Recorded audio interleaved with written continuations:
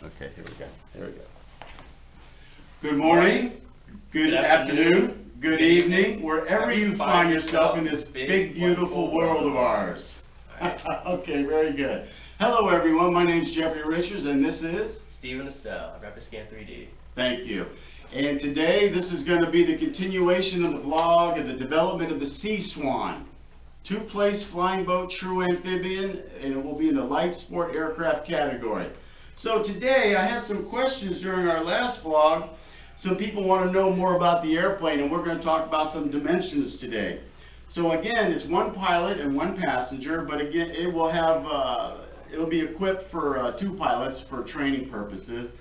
The max takeoff weight is not to exceed 1,430 pounds. That's to qualify for the light sport aircraft category and the amphibious category. A primary structural material will be the new generation carbon fiber, hopefully out of autoclave curing, which makes it much more cheap.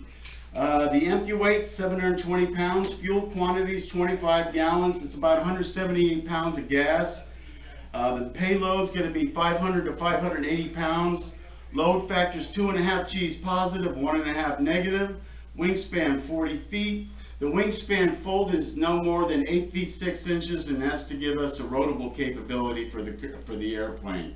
It's going to have fully retractable landing gear, 2 mains and 1 tail wheel, and the landing gear will fold into the sponsons, actually into the top of the sponsons. I have something called the 270 sponson arch, and we'll talk about that later. That's very interesting.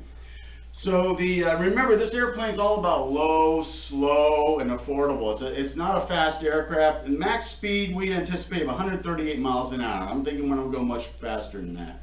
Cruise speed on 65% is 120 miles an hour. Now, people ask me, they go, what kind of engine are you using on this? The engine's very interesting. It's made in Czechoslovakia, and I'll try and pronounce the name to you. Privy Brněnská Strožurna. TS-100A axial flow turbojet.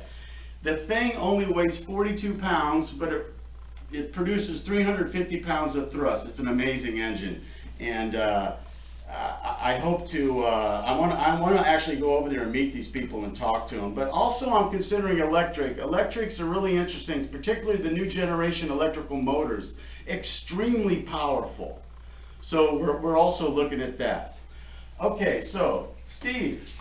If you could talk to the people a little bit about, the design you're doing and how do you do it? Yeah, so what you see here on the computer is pretty much a 3D model of the plane that we're going into and starting to build. So the blue platform you see here represents the water when the plane is, cruising through the water. So right now, I have in the back, I color-coded the back movable parts for the different wings on here. So I made sure that there was enough clearance, so when this wing is flapping, or as well as this one, it makes sure that it's not going to run into any part of the airplane. Steve, wings don't flap. Okay. Flight controls move, but wings don't flap. Gotcha. So another thing that I incorporated was the fold of the wing. So I didn't have to make sure that when folded, the wings were within the boundaries, so it could be in the driving conditions. Right. So I made sure that that was within the, 8 feet 6 inches? 8 feet 6 inches, yeah. Right. So I have that down. I also made kind of a very basic shape of the engine that we're going to attach to the top of it. Okay, yeah. So that's right there. Yeah. And then I could also bring up our other part, which has the driver, or the pilot, I would say. Yeah, the pilot. And then the passenger within the airplane. Yeah. Kind of gives you... Yeah, show the people. Yeah. Yeah, there's the people. And that really gives, it's the people that give us the scale. And that's how we built it on the people. So, yeah. So yeah, it helps us give a good visualization of how large the airplane is actually going to be. Roger that, yeah. And then I'll go back to this one where the next part of the process will be creating the sponsons, correct? Yeah, correct. Yep. So right now I just have a very rough draft of the cross section of the sponson. Yeah, go right about there. So we'll go in, and I pretty much have to make sure that it's extruded to a certain amount of distance, as well as making sure that let's say if there's any form of shrinkage, or making sure that it tapers off correctly. Mm-hmm. Another thing that we need to go into was creating this back tail to make sure that that tapers off perfectly, so then we can make that tail, what was the word? I don't want to say flat. No, it's a rudder. The rudder. It's a rudder.